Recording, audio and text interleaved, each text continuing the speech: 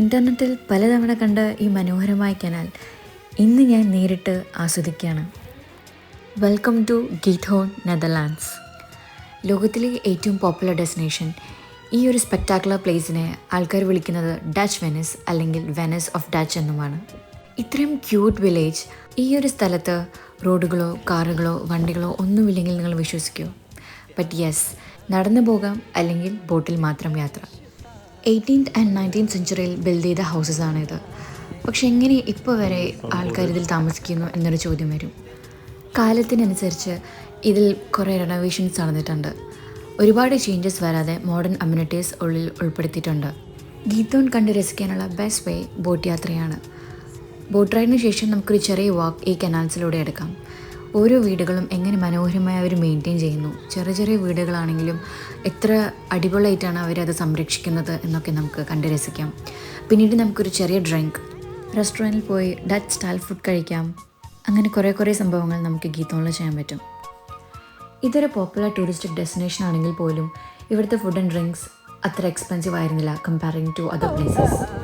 കനാൽസിലൂടെ travel ചെയ്ത് അവസാനം ഞങ്ങൾ ഒരു ഐലാൻഡ് പോലുള്ള ഒരു സ്ഥലത്തെത്തി.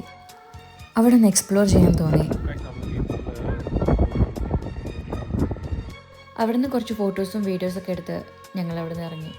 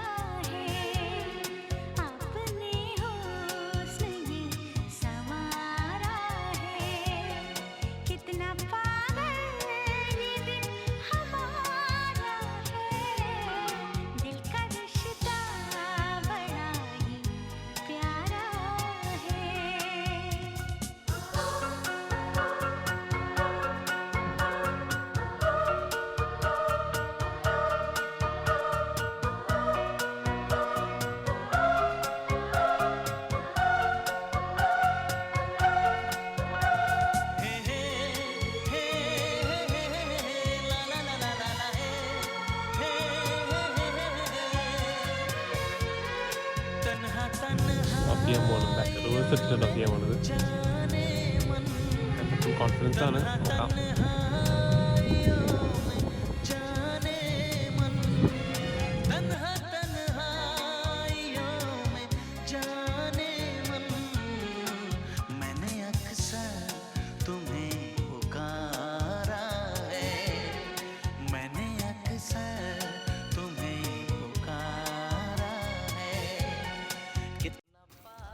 അങ്ങനെ മറക്കാൻ പറ്റാത്ത കുറേ മെമ്മറീസുമായിട്ട് ഞങ്ങൾ ഇന്ന് ഗീത്തോണിൽ നിന്ന് മടങ്ങുകയാണ്.